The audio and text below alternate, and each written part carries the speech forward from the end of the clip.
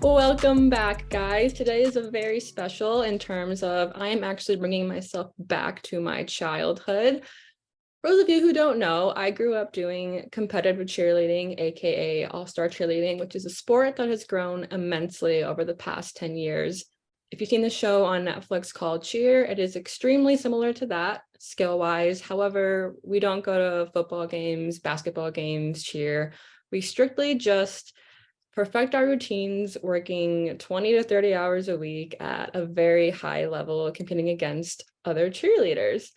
I wanted to bring on one of my very good and old friends today to kind of give you guys the inside scoop as to what it was like in the competitive cheer world when the two of us were in it. So this is Maddie.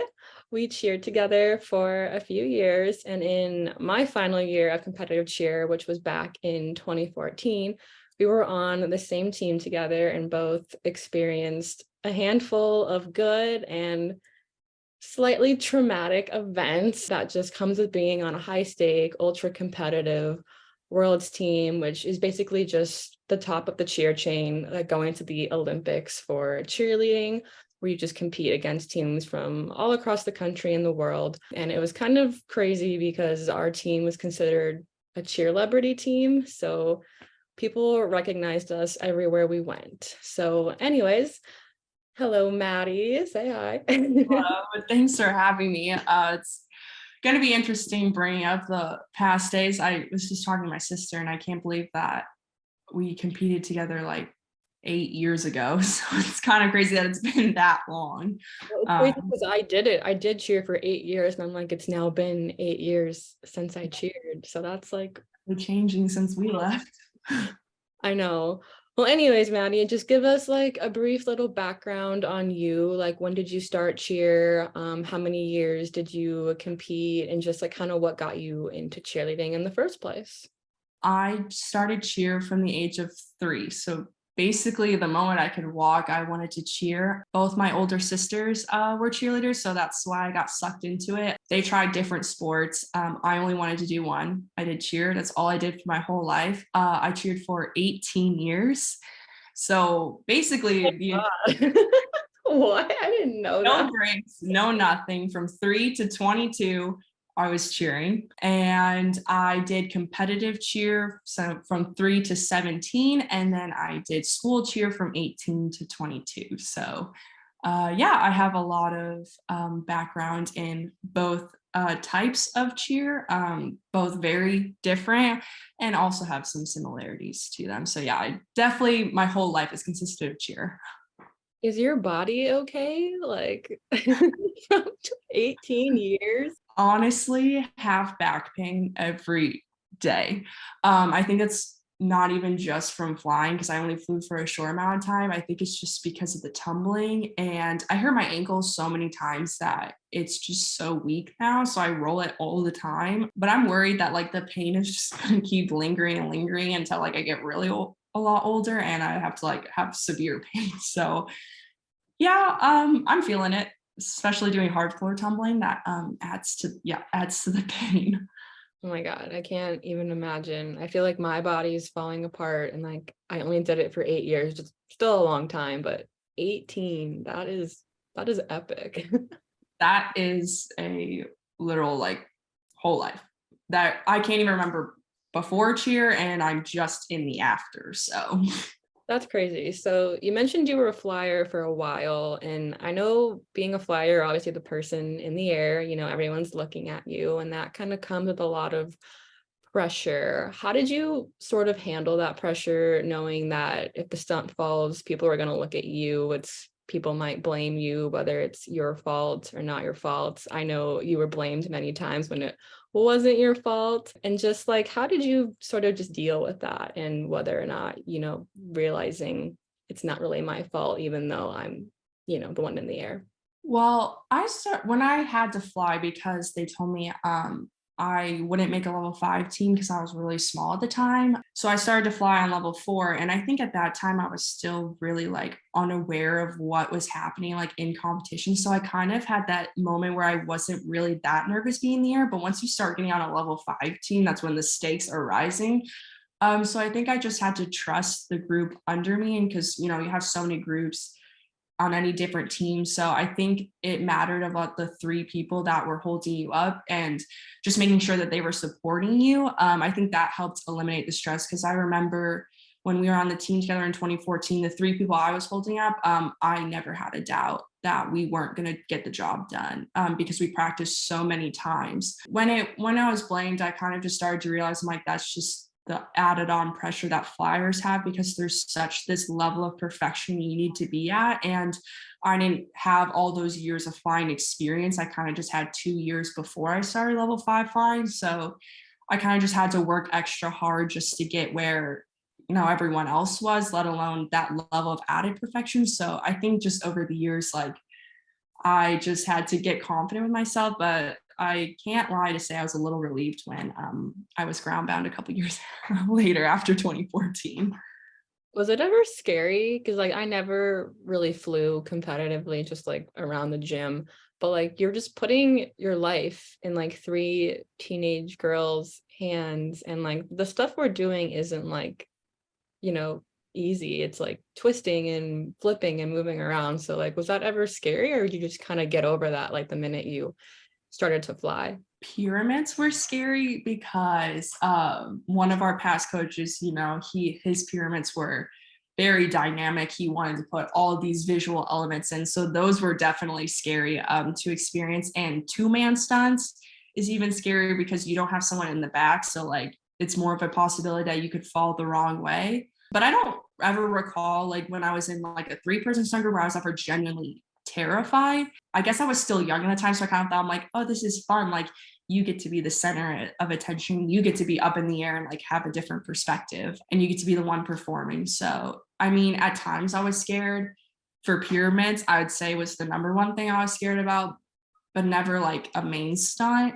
Maybe baskets a little bit, because when you're learning them, you have to do trial and error, and that's just the way it is. I mean, you're just not going to get it right all the time. So I think kick doubles were scary. Yeah, I remember our two-man stunt. That's the one I'm talking about. I don't know if you remember this, but I do. And you came down and kicked me like so hard. And I was just like, Maddie. I remember when we always said in warm-ups that we had to fall one time. And our coach was not happy about that. I think it was at cheer sport was the time we said that. And our coach was really mad. So we had to do it so many times. And I don't think we ever dropped that two-man. No, we never did. We never dropped it when it mattered. So. Yeah. Coaches do not like that. They want you to mess up once before you get it right. They just want it done every time. I don't know. It was like a comfort though. You get that one jitter out, and then you get to, because then I'm like not nervous anymore. And when we hit it, I knew when I stepped on the floor, I'm like, this is easy. It's going to be money. I think there were a few times where we just like in warm-ups did not hit it one single time. We were like, well, it's time to go out there. Like, we all three were friends though, so I think that's why it was a little bit more comfortable, is because I knew y'all for so long, and I trusted you that we were going to get it done. So yeah, I think that definitely helped, but it was always scary, like crouching down, being like, well, here goes nothing. it was like 10 seconds into the routine, like we did one to fulls and then rolls, and then it was immediately that two-man. So I was setting up the entire routine because it was the first stunt that everyone in the crowd was going to see. So, but I kind of didn't realize that because it happened so fast that it's like before you realize you're doing it, it's over. So yeah, that's kind of the nice thing about it, is that like you're still pretty fresh, like with energy. So it was like you have no reason not to hit this stunt. And thankfully we never disappointed anyone. that was the one. That was the thing we always. I never messed up on, was that two-man. So the next question I have for you, it kind of still refers to like being in the air, but obviously being in the cheer world, it's very intense, and you have to be very physically fit in order to do the things that we did. You just physically can't twist through the air without, these muscles. But I think being a flyer particularly, it's like you have to be small, you have to be light, but you have to be also strong and like performing and doing all this kind of extra stuff to it. I'm not sure if you ever experienced any of this, but did you ever have anxiety or see other flyers or even just regular cheerleaders like going through pressure to like look a certain way or, act a certain way? I personally didn't experience that because when I was flying, social media wasn't it was like kind of just starting up. Gosh, that's so long ago. So I never had like to look online and see like these other flyers. And I was really underweight at the time just because I was a late grower. I think the thing that I was self-conscious about was when I started to grow in height because then I had to be put onto the ground, but not because like I weighed too much. It was because I was too tall to be put in the air. And so then as a base, I kind of struggled with looking at everyone else. And I'm like, well, I'm too tall to fly, but too small to base. And I'm like struggling really hard. So I kind of just in this in between and I really don't like it. And I wish I like started to gain muscle, but I didn't start doing that until my junior year of high school. So I was kind of always flipped around in the stunt positions because I never really fit. Well, I had to be on level 5. Well, you have to fly. Well, then I got too tall, so then you have to side base. Well, then I outgrew side base, and so then I had to back spot. So I kind of just never felt secure. So in that sense, I feel like the height I used to be really self-conscious about because it happened so fast. And then I was the tallest on every team I was on, and nobody else came close to me. So I think that was like what I really like base myself off of others. But I see it today and I see how much it affects past teammates of mine. And it's just really hard the world that we live in that these flyers are based on just these bullet points that they have to fit into, which is not true at all, especially coming into college where everyone's a woman. I mean, you can't fit the type of flyers that some all-star people are in because they're 18 years old, and it's just unfair to hold them to such high expectations when it's just not going to happen. You can still be a good flyer too without being 90 pounds. So Yeah, the all-star world has gotten kind of weird in terms of like all flyers are like borderline 12, 13 years old, and they're just 12, like 13. 85 pounds. And it's like that obviously can't happen when you're in high school or college cheer because everyone's, fully gone through puberty and like is actually like a person, whereas all-star just wants these very tiny little things they can just throw them around and do whatever they want with them. It sets very unreal expectations. Actually, I got comments though in cheer that I needed to eat more, even though like I already was. I had just a really good metabolism for some reason before I hit puberty. And I just like always hated that question because I'm like, or that statement because I was like, I am like, it's not that I'm not eating. I don't know where it's going. And then when I hit puberty, then I was like, oh, here it is. That's where it's hitting. And then I think that was the hardest change because when I hit puberty, like I started to gain more weight and I was really confusing of a time, and sports don't really help you with that transition because you're supposed to be super athletic. And since we're wearing skirts and a crop top, it's really hard because now your new body's on display and you just feel really self-conscious about it. And it's hard to like get over that because of the unreal expectations now social media has, where these little girls are obviously have a six pack because they're so young, and now everyone has to base themselves off of that. And it's hard being a woman in sports. No, it is. And like for me, people would always like, they wouldn't make fun of me, but like I just had boobs, like, and a lot of us didn't because it was just like our body types. And I remember on one of the teams, they had like this sports bra, and it like barely fit me because like the way the straps were. And I remember it just be like, oh my God, Shayna. And I'm just like, this is like, I felt insecure about them at the time, where it's like in the normal world, it's like people obviously want them, or like most people like that. But I just felt so weird at the time. I'm like, why am I not smaller? But it was such a like messed up, misconstrued way of thinking. That, yeah, it happens with like every body type. There's always someone saying a comment about that. You're like, why would you say that? Like, I'm already thinking about that. I can't change that. That's who I am. And now you're just pointing it out and making me realize that everyone notices it. So that's definitely, I feel like every cheerleader I can say has gone through that, especially when they're going through puberty. And it's just really hard because I mean, everyone should know it's a part of life and it is what it is, and we shouldn't be ashamed of that. But now social media has taught us that of so high of unrealistic expectations that other people are. And I'm kind of glad that my flying days were before those. And by the time that I was on the ground was when social media already had taken off. So I kind of at least squeaked by that era. So Yeah, that's a good point. I was like looking at my Instagram, I'm like, all my pictures are like the last cheer thing I posted was like at Worlds. And I'm like, Instagram really hadn't taken off yet. And I think you're right, we were pretty lucky that we didn't have that to deal with on top of everything else. So it could have been worse. we didn't have people calling us out on Twitter anonymously. We didn't have Instagram comments ripping people in the comment section. And I am thankful for that, because just because we're an isolated sport doesn't mean within the sport there's a lot of people in it. So they just rip people back and forth. And like, these are kids. Like at the end of the day, these are literal kids, and anonymous people are just dragging them through the mud. And it's just so horrible to see. And I feel bad that sport is kind of taking that direction, because that's just not what sports are about. They're not supposed to be dragging people through the mud, especially when they're between the ages of 12 and 16 years old. I didn't even think about that until you had like mentioned social media, but it's so true. Like all the things we experienced at practice would only have been amplified if you were like posting on that very high caliber team now, and someone be like, well, you're not fit enough for that, or like I could do it better, or she should not be center flyer. Like I can't even imagine what it would have been like going through that.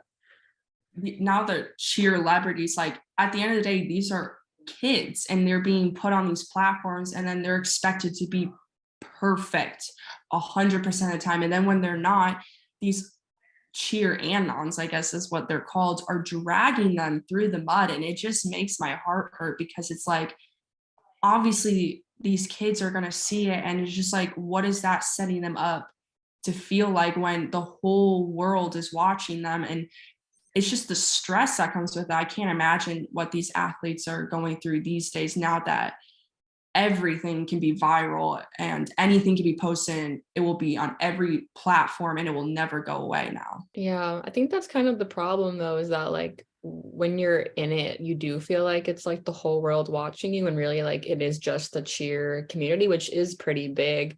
But like once you step out of the bubble of cheer, like you really see like how many other things are going on in life that don't, directly impact the fact that maybe you dropped your tumbling pass or something. It's like it feels like the end of the world when you're in it, but then like you step out and you're like, oh, like I can do other things in life that don't have to do with And it's okay. what's going It's on. okay to make mistakes.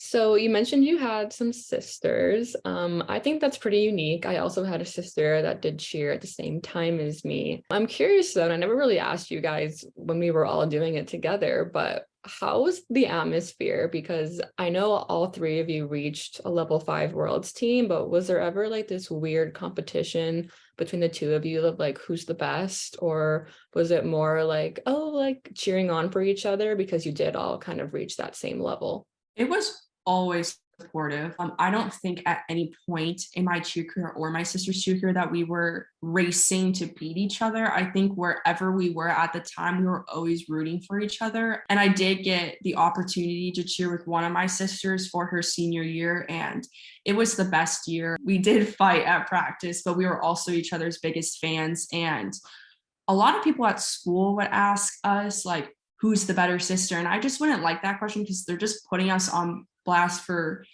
information that didn't really matter, because we were always super supportive of each other, and they supported me throughout my college career. And it was never, ever, I never felt like that they were trying to compete against me, which was really nice. I think they were always my biggest supporters.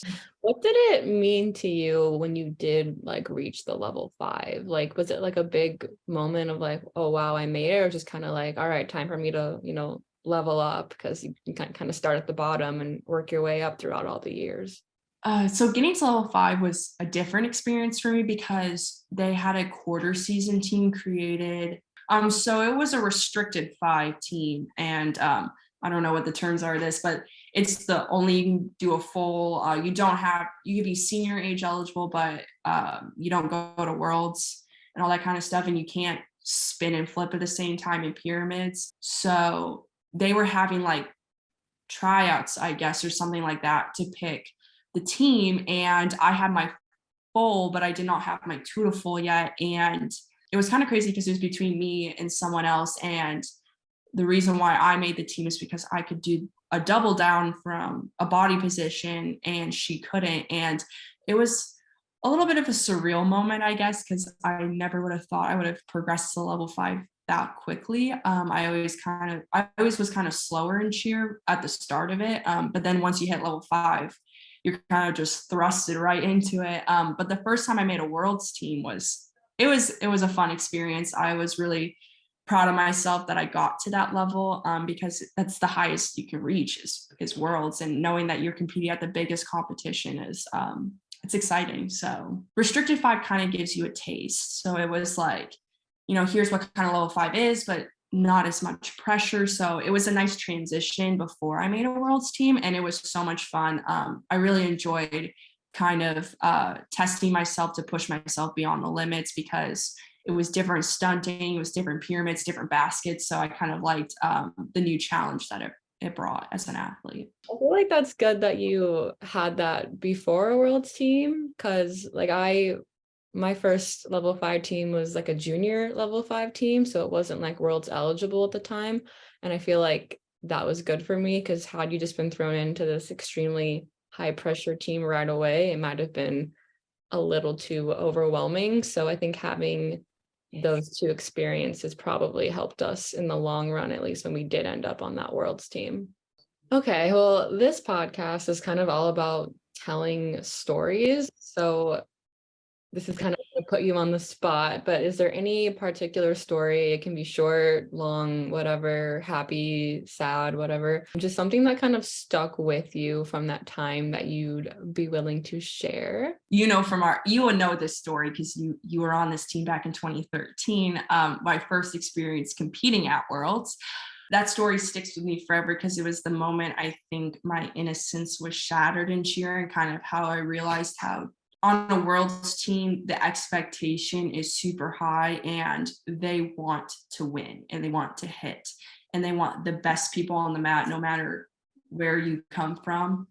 And they will do anything to get to that point. So I was on a restricted 5 team, the start of 2013. So after that half season of restricted 5, I made another restricted 5 team because I only had a full. I ended up getting my 2 to full, and then later that year I ended up getting my running double.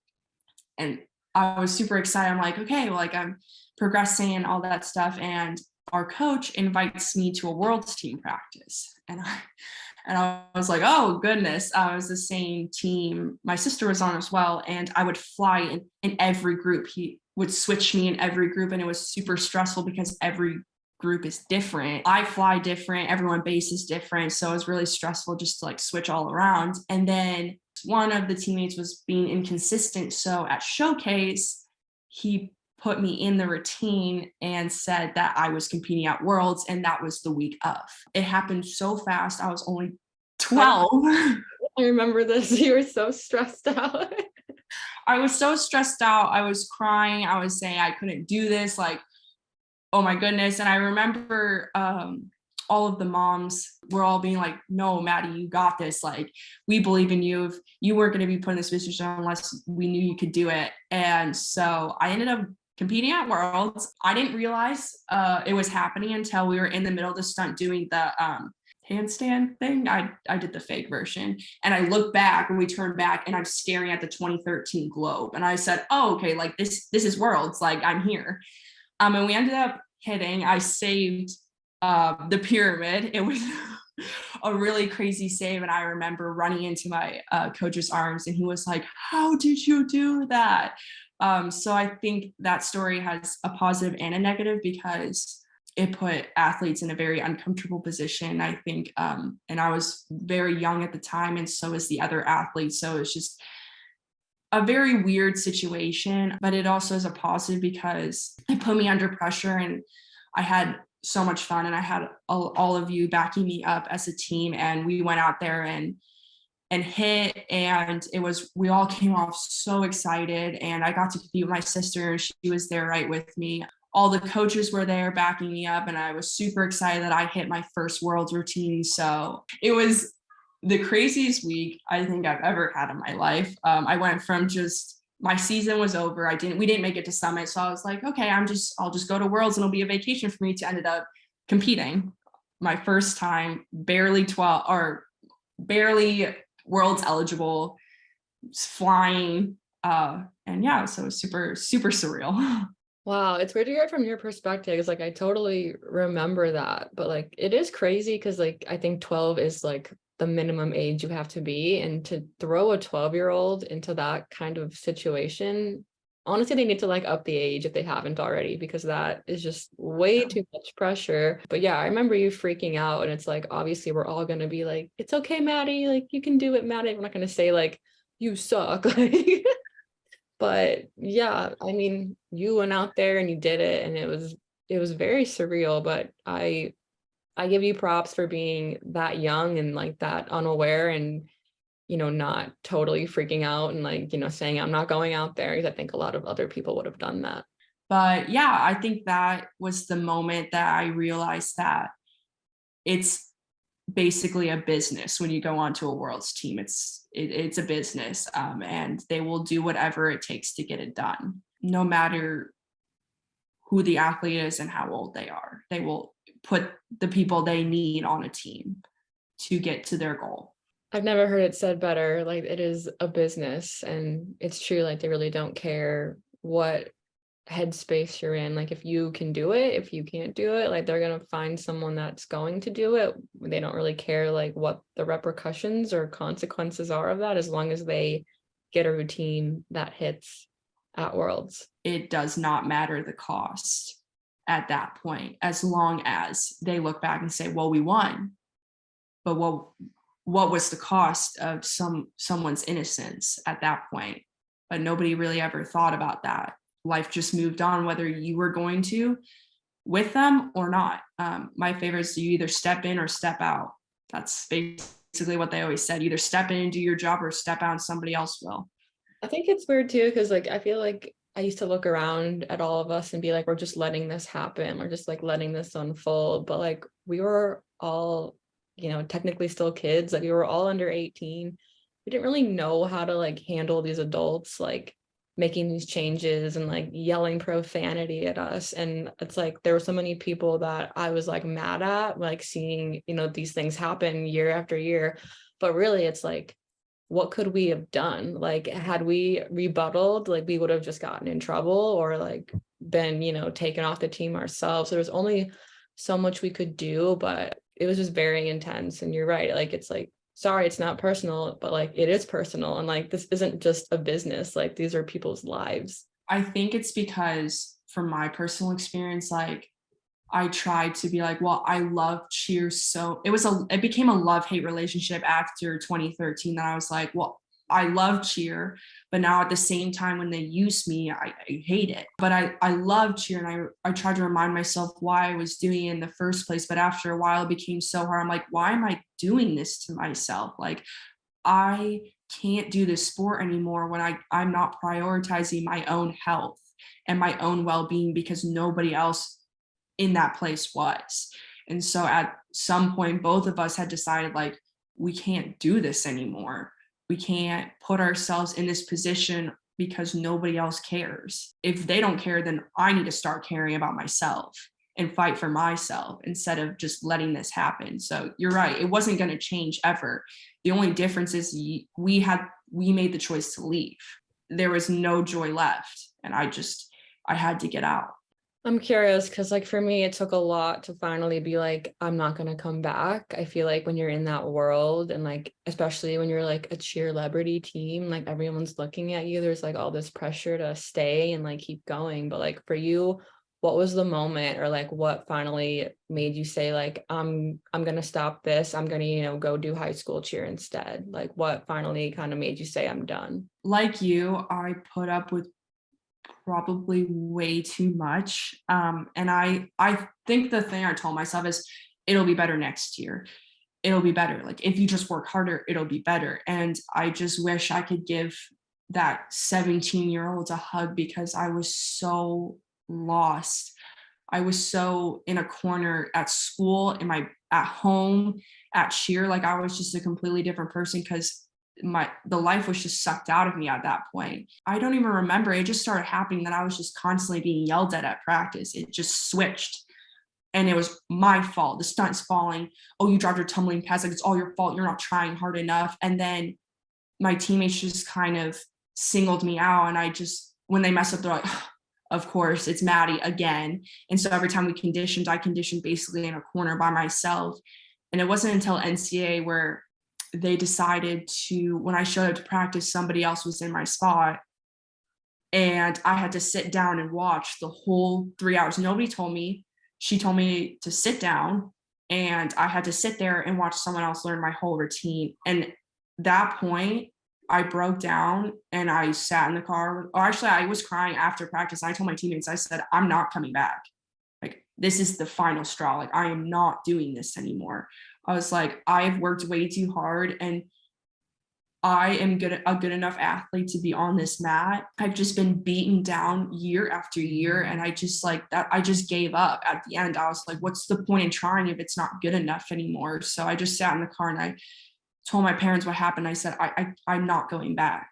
And I texted my coach the next night and I said, I'm done. I'm not coming back. I didn't feel like I needed to explain otherwise. I think we both knew the reason why I wasn't coming back. I never looked back after that because I had to finally step up and stand up for myself because I just didn't over the years. But it's so hard because we're kids. Like I was 16 at the time. So like, what am I supposed to do with an adult making me feel this way? I can't say anything. They're an authority figure. They're my coach. At that point, I was so miserable every day. And I was like, I have to get out. It's just not worth it anymore. Cheer was not worth me being angry every single day and taking it out on everyone else in my life because I was just I didn't want to go to practice anymore. I hated it. Every Tuesday, Thursday, Sunday, I was so mad and I would cry on the way home because I hated it so much. So it definitely was pent up over the years, but that one last incident tipped it over and I was like, it's done. There's no going back after that. And I never looked back.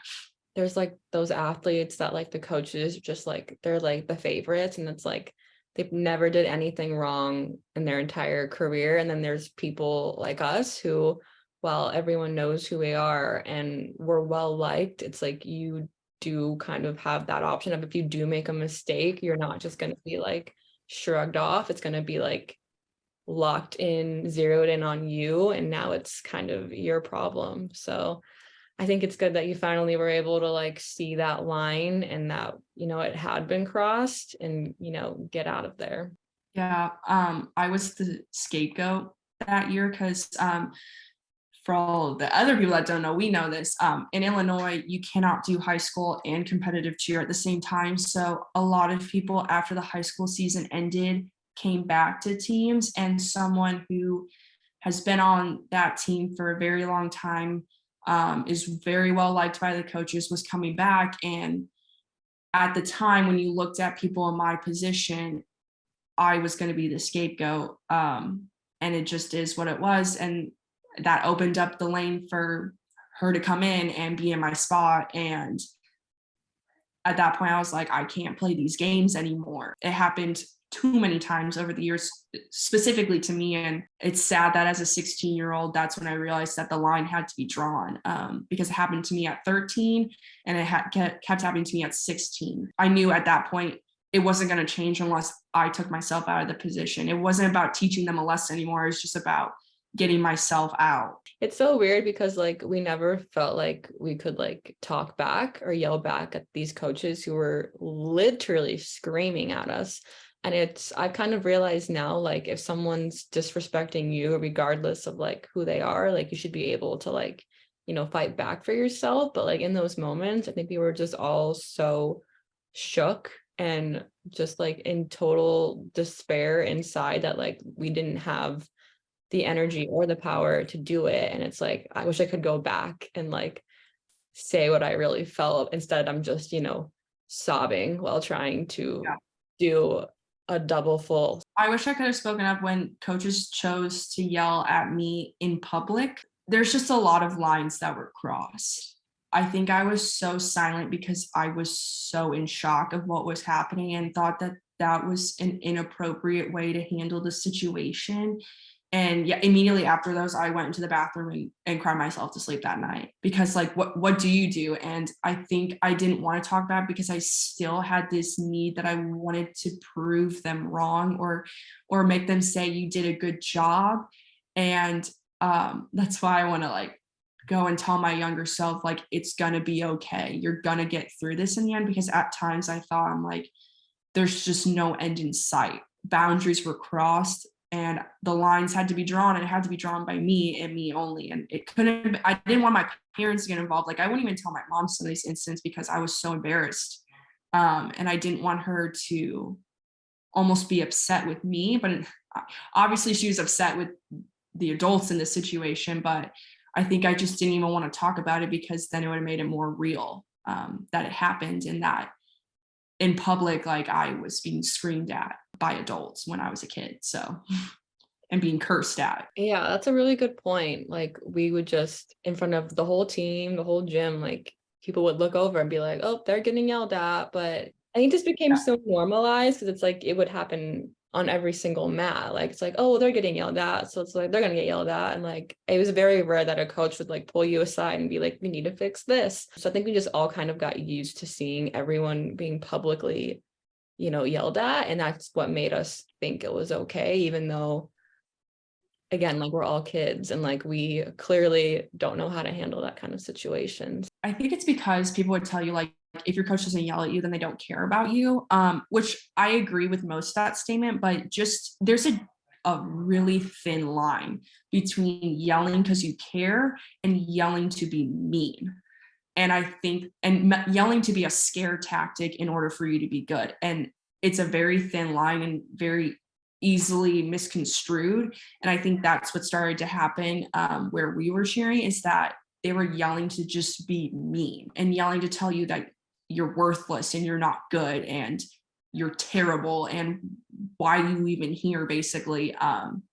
And that you let the whole team down, and that's just not motivating. Like it's not, how am I supposed to know that you care about me if that's what you're saying? So I think that's why like we thought it was so normal. It's like, well, I mean, if I'm being ignored, then they really dislike me.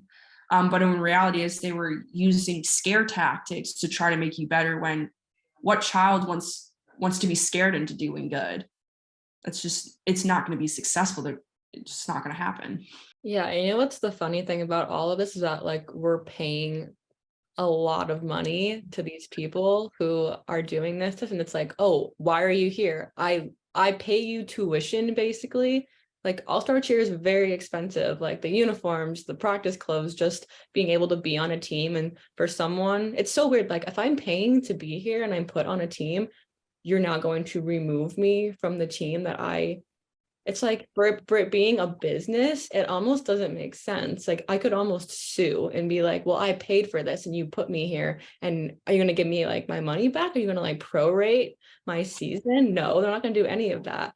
And it's just so weird that I mean, we didn't, our parents did like pay thousands of dollars for us to have some intense therapy needed later on in life. Most of my all-star cheer experience, well, some I block out because I basically do not want to remember it. Other ones are so burned into my memory that I can't. All right, well, let's switch gears and get into something slightly more happy. So I know you cheered for University of Oklahoma. So what was that like? Because I completely disassociated from cheer after I quit, but you continued a totally different path of doing college cheer. So what was it like? And like, what was the main difference you saw besides the obvious of like, being on the sidelines? College cheer was a very different experience. And I definitely think it's the age level for sure, because parents aren't involved. You're the adult, your coach is the adult. You guys have a mutual relationship that's like, you're still the authority figure, but it's up to you at that point to want to be good. When we made the team, I mean, yes, we had to retry every year, but you were on the team. Were you going to be on the nationals, Matt? No. That was only 20 members, and we usually had about average to 32 to 35 members every year. So some people did miss out on those experiences, but it was a lot more mature, and it was a lot more like, we're here for one reason only, because we love cheer and we wanted to continue to do this at an extremely high level, even higher level than worlds, while also trying to get a degree. So also going to school.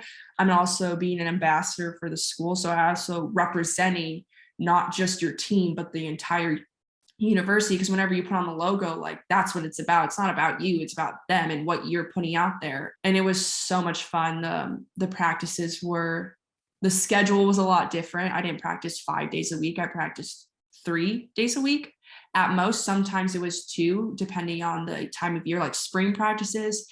When competition season's over, you only practice twice a week, and then it goes down to like open gym just to prepare for tryouts. Another main difference is that you're not competing 10 times a year. You compete one time, you get one shot, and you only we prepare for a month. That's it.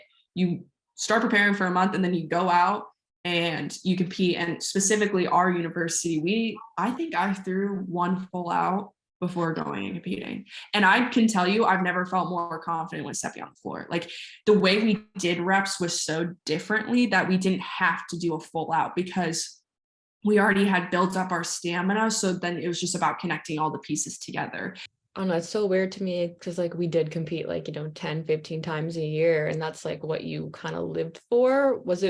Did you like the fact that you only competed once like a season, or did you ever miss like going to competitions and having that feeling? No, I liked competing once, because the stress of it all, going to school and then having to compete and miss so much school. I was an adrenaline junkie going through All-Star, but once I experienced the school side, I was like, no, I kind of like that you compete once, and your time to shine is football, because we have such a big football program.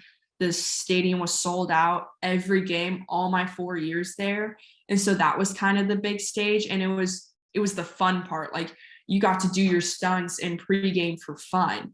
And we tumbled in the end zone for fun, like, because it was, we tumbled after they scored a touchdown. So like, everything was because it was fun, and it was the happy part of cheer. So I very much enjoyed only competing one time, and having football kind of be like the big show, the big stage, because you're in the center of, our stadium had 86,000 people. My first game is something I will never forget. I got chills the first time, and my last game, first and last, are unforgettable. That sounds a lot healthier of an atmosphere.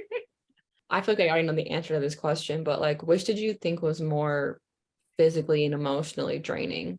They're both so different, but college cheer was definitely physically harder because of the level of skills you were doing, like pyramids. So you were throwing someone on top of someone, and they were flipping above your head. So a lot less room for error. But I don't think it was mentally as draining, because I enjoyed coming to practice. And right before competition season, like, we would just rep out, we would do an hour of stunts, hour of pyramid, maybe a little conditioning at the end, done. And that was it. Like, practice was very much the same order. And like, we were all excited to hit new stunts and new pyramids. So everyone was trying to cheer the whole team on. So just the physically taxing part is nationals. That is no joke. Was it hard for you to balance things? I guess going back to All-Star and college, like, you're obviously going to school with both. And then, I mean, we didn't really have personal lives during All-Star, but like, how did you balance, I guess, during both? Like, did you find ways to see school friends or like do other things that weren't related to cheer, or was it kind of just your overall life? So during my All-Star days, I did not have a social life.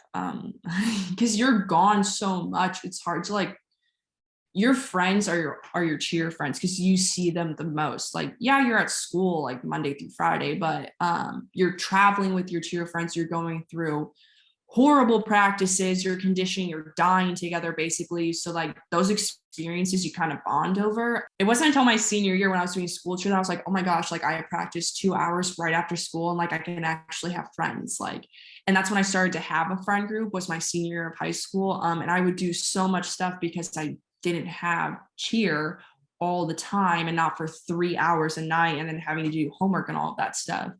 In college, yes, you can also, it was definitely a better balance. I mean, I had night practices and I had Sunday practices and football games, but in reality, like I was in a sorority, so I could still do events with them. And I could also hang out with my other friends, my roommates. I could still have a social life if I wanted to. I mean, yeah, I missed out on some things in college cheer, but I never regretted it.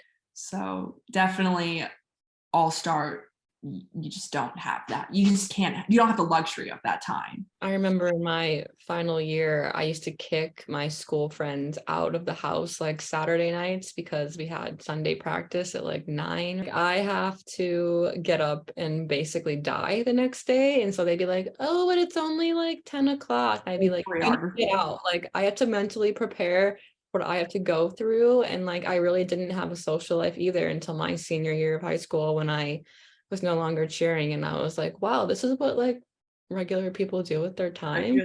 This is like what having a life is about. To kind of wrap things up a little, for someone that did cheer for 18 years, what are some or just like the biggest life lesson that you took away from the sport overall? I think that I learned definitely how, like, when to stop. Like quitting doesn't mean you gave up, and I think that's why I didn't quit for so long, is because I felt like I was seeing myself as, oh, you're giving up.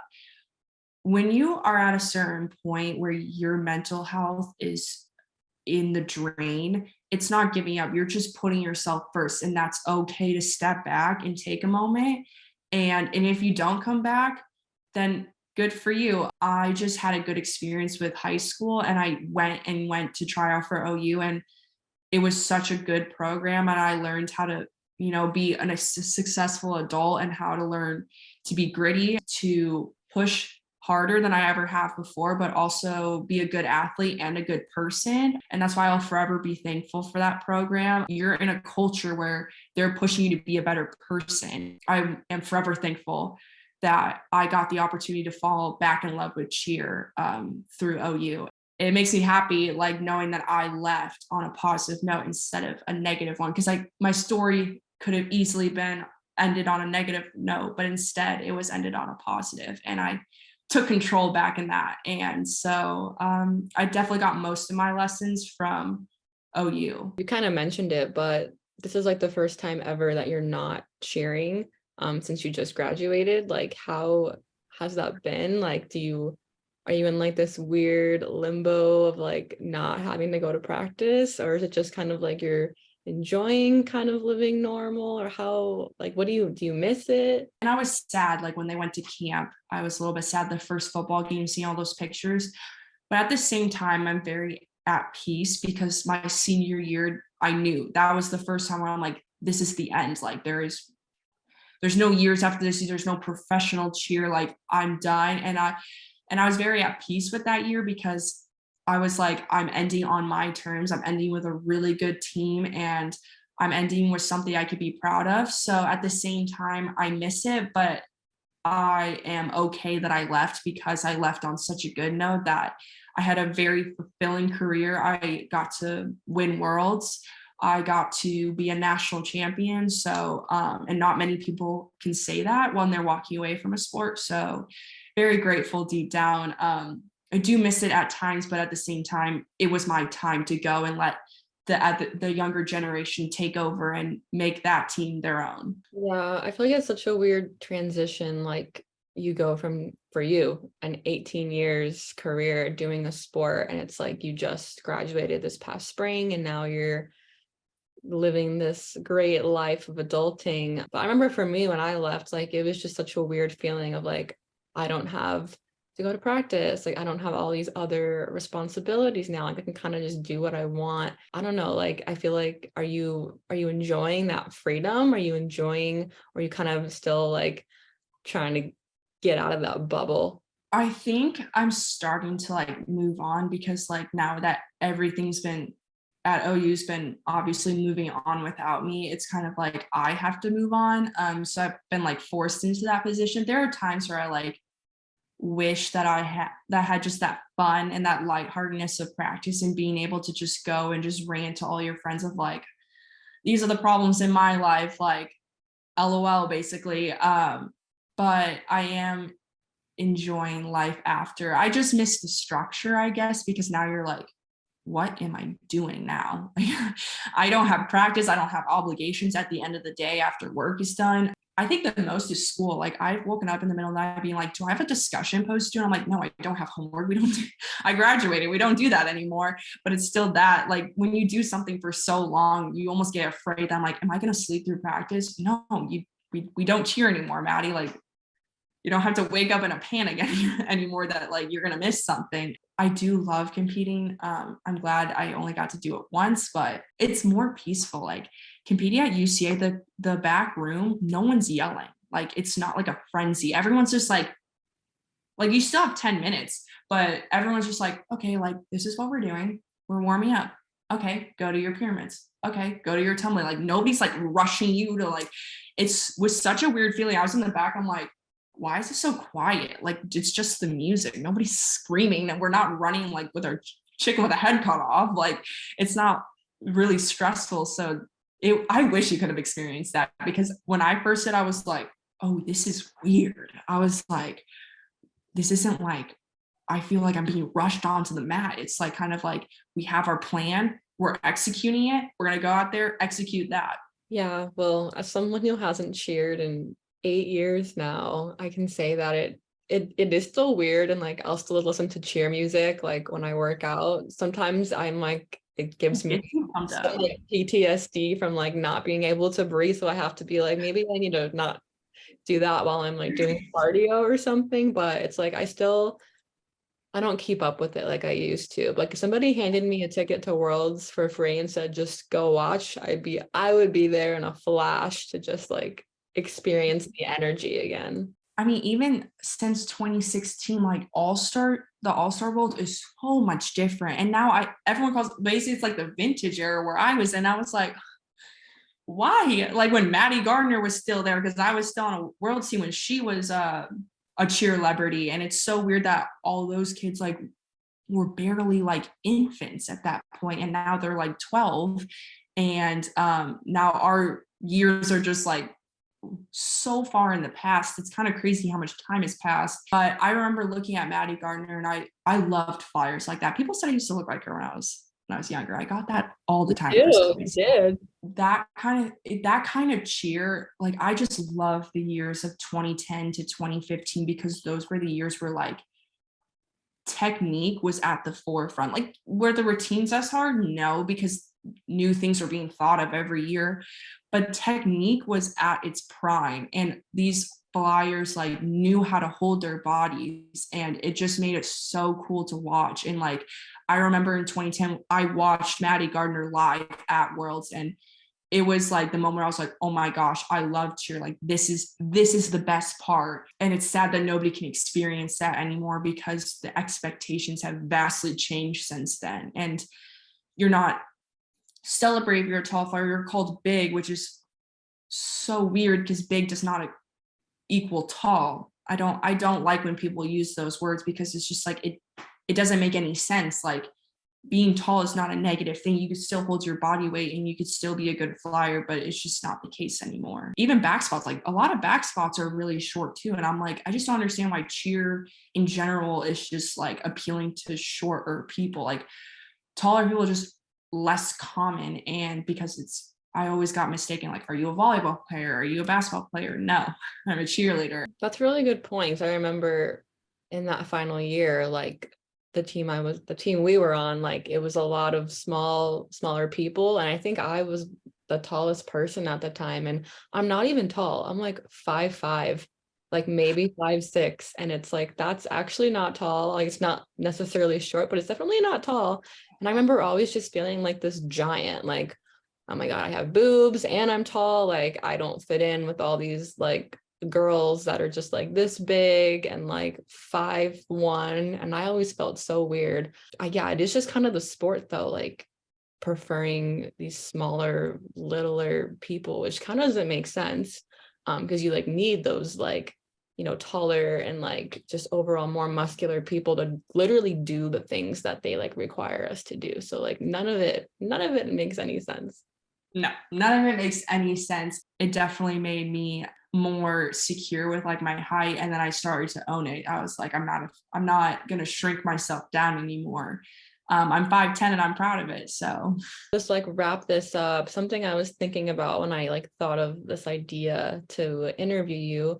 It's like we haven't really spoken in like a few years, and it's so weird because like we would spend 30 plus hours a week together, and it was like I was like, oh, I wonder how Maddie's doing, or like what, and it's like we got on, it's like we're like, oh, remember that crazy thing, and like it's just like I feel like we're all so trauma bonded in a way that it's like it could be like 20 years from now and I'll be like, remember when my stunt fell, and like it's just like we'll never like forget the things we went through. And it's just like so many people, whether we still talk to them now or not, like the people we were around for all those years like truly like helped shaped who we are today, whether we like wanted them to or not. And that's just like crazy to me. our families were friends for years. I think that was still the time where like families hung out with each other, and we went through the gym change of